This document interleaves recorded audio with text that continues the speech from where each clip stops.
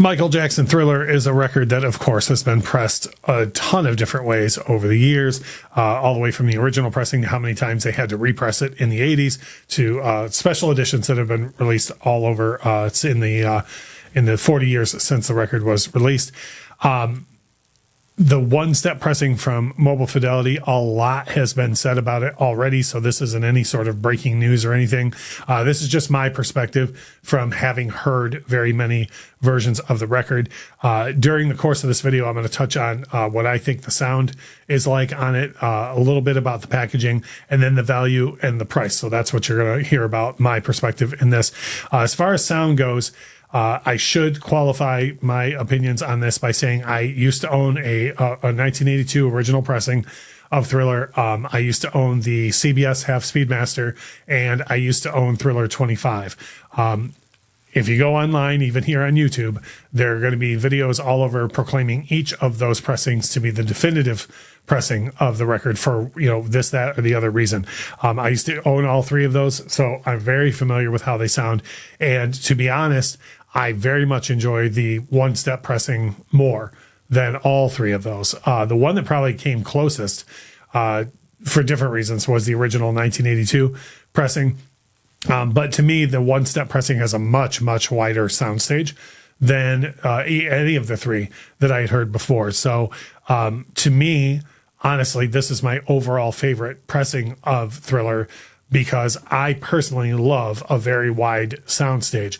I know a lot of people don't, especially with a lot of like dance and funk records. People like the tightness on it. So I could see maybe that being a detractor. But if you like a very wide soundstage like I do, then absolutely this is the pressing for you. Packaging with Mobile Fidelity, I view Mobile Fidelity as always being top-notch with their packaging. I do understand that there's a good section of people out there who view it as kind of over the top. When you get into this record, you have a sleeve and a sleeve and a sleeve and a sleeve before you get to the actual LP. But I do think that their one LP pressings from Mobile Fidelity, the packaging is better, in my opinion, than it used to be on the 2 LP ones, or even the 3 or 4 LP ones. This is in a slipcase where the LP comes right out the side, which I like a lot, instead of it having to be in a shadow box that gets lifted up. I also like that they gave really thick recreations of the original artwork inside this, because a lot of the original one-step pressings, they didn't do that with. The 2 LP, 2, 3, 4 LP sets didn't have like original reproductions of the original artwork. For me, the packaging works. I like it all the way across the board. I think they did a great job with it. Value and price is the last thing that I want to touch on. And I'm not here to tell you how to spend your money. I'm just telling you my opinion on this. It kind of goes back to what I said about the sound earlier. The first and foremost thing that you have to answer for yourself on Thriller is if you like a wider soundstage.